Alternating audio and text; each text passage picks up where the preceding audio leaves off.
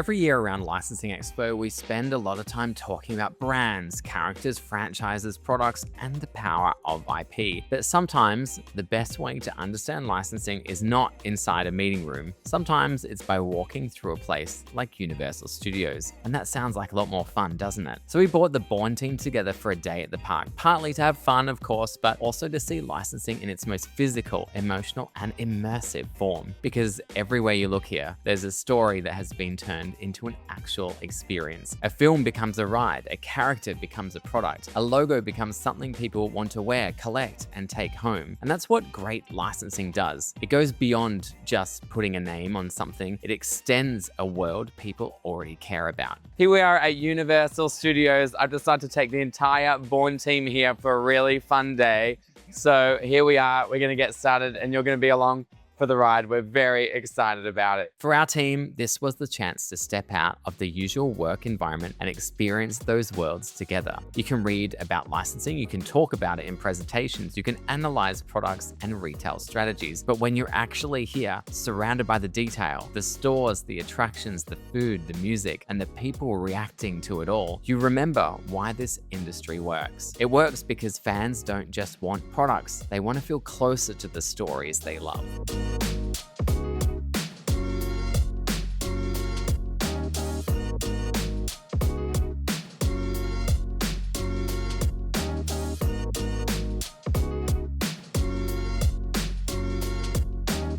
Here we are in Springfield, the home of the Simpsons. We've got the Simpsons ride here, Krusty Land. We've got Springfield Nuclear Plant. We've got Cletus's Chicken Shack. And behind me is the famous Quickie Mart. We're gonna go have a look at some Simpsons product. Now, what's great about Simpsons merchandise is how much personality they manage to put into really simple products. You've got Duff mugs, giant beer barrels, Homer cups, Bart figures, even slippers, but none of it feels generic because every item still feels connected to the humor and identity of the show. Fans instantly recognize it, and that emotional familiarity is what makes people want to buy it. The Jurassic World franchise is one of the biggest Universal franchises that exists, so of course they've got this big area in the theme park for this. They also have a merch store, so we're gonna go check that out as well. Let's go. And one of the interesting things about Jurassic World franchise is that they're dinosaurs, right? So they're kind of like characters that no one can necessarily own, but they really lean into their like logo, the Jurassic Park logo and the Jurassic Park branding to make it really stand out and have a point of difference and make it feel really authentic. So it's not just a dinosaur product, it's a Jurassic Park dinosaur product, which makes all the difference. You can just see like the attention to detail here. You know, these are like dinosaur slippers, right? But here on the heel, they've got that iconic Jurassic Park logo. So that level of detail makes it feel really authentic and really special, and is a reason why people will pay more for this kind of stuff. And this is the Jeep Wrangler from, I think it's the first film, very iconic scene. But this is interestingly a license in itself. So Jeep is owned by a third party and needs to be licensed as well. So this is actually a combination product of Jurassic Park license as well as a Jeep license as well for this product. That's the difference between a generic dinosaur product and a Jurassic Park product. The dinosaur might be the starting point, but the branding, the logo, the colors, the world, and the story are what create the emotional value. That's why small details matter so much in licensing. A logo on the right part of the product, a reference that fans recognize, a design choice that makes the product feel like it truly belongs to that universe. Those are the things that make people stop, pick something up, and think, I want this.